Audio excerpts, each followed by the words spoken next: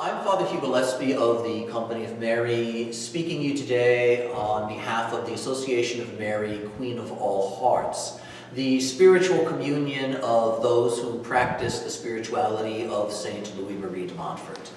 I'm holding in my hands today a copy of the second issue of an old magazine. The magazine is titled Queen of All Hearts, a spiritual review that the Company of Mary put together back in the 1950s to support the work toward promoting the reign of Jesus through Mary in our world, which, as those of you who are members of the association are aware, is the very mission of the Association of Mary, Queen of All Hearts. And one might question why I would be holding such an old magazine in my hand, and not the first issue, but the second issue. And that is because I am very pleased to announce a certain form of reissuing of Queen of All Hearts magazine, which is about to take place on our website. The magazine of Mary, Queen of All Hearts, began publication in the 1950s and ran for 56 years. Its last edition was in December 2006.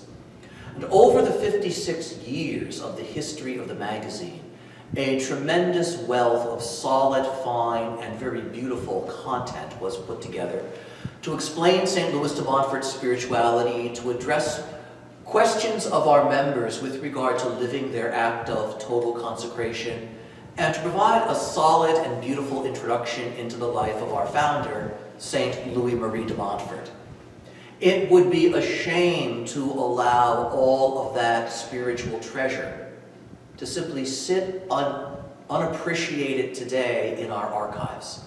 And so we've begun the work of undertaking to go back across the 56-year history of the magazine, to pull out some of the finer pieces, some of the more helpful suggestions for growth in the spiritual life, some of the more insightful articles about what is involved in living one's act of total consecration to our Lord through Our Lady to its very fullness.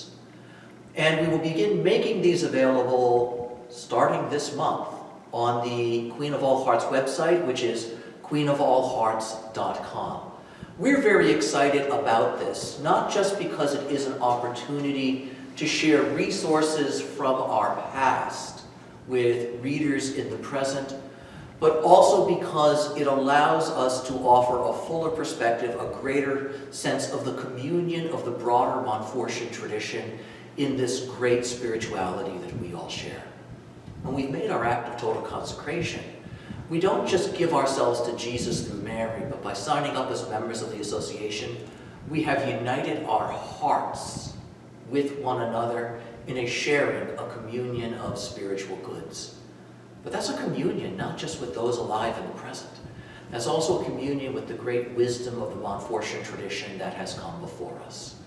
And so it is a real pleasure and a delight for me as well to make available to you these words of many of my brother Montfortian priests who labored so long and so well in the vineyard of the Lord, and whose vocations and whose generosity bore such beautiful fruit in their service of the kingdom.